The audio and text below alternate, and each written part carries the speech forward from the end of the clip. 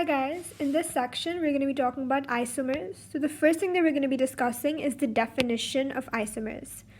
So isomers are compounds with the same molecular formula but different structural formula. And these can be classified into two main types.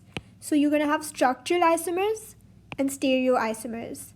Structural isomers can be divided into three types: chain isomers, positional isomers, and functional group isomers. And stereoisomers are of two types: geometrical or cis-trans isomers and optical isomers. And in this particular video, we're going to be focusing on chain isomers.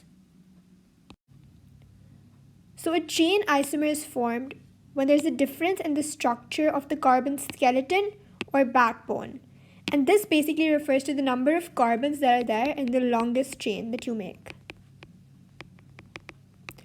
And it's very important that when you're making chain isomers, you need to have at least 4 carbons.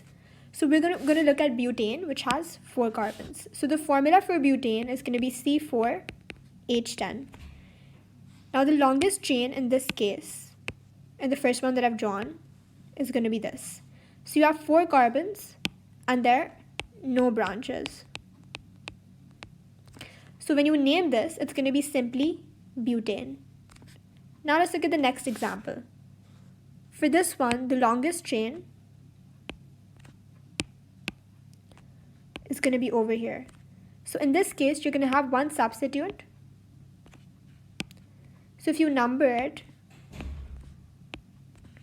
in such a way that the substituent gets the smallest number, you're going to get 2-methylpropane. So in this case, as you can see, the formula for both of these is C4H10. However, when you name it, the name is going to turn out to be different, which is why both of these are chain isomers.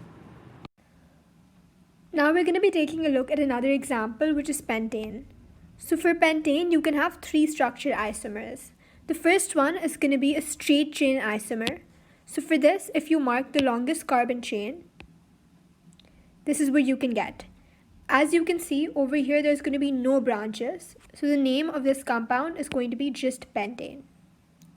Now let's look at the second diagram. So for this, if you make the longest chain, you're going to get this. And as you can see, there is one branch which is on the second carbon. So if you number it, you're going to see that this branch is in the second carbon. So this is going to be 2-methylbutane, since there's 4 carbons over here. And if you're confused about naming, there's going to be some videos in that, so you can go check those out. Now let's look at the last one. So for this, if you make the longest chain, this is what you can get. And in this case, you're going to have 2 branches, both of which are going to be on the second carbon. So it's going to be 2,2-dimethylpropane.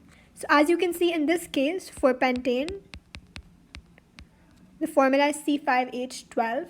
Even though the molecular formula for each of these is the same, the names that indicate the structures are going to be different.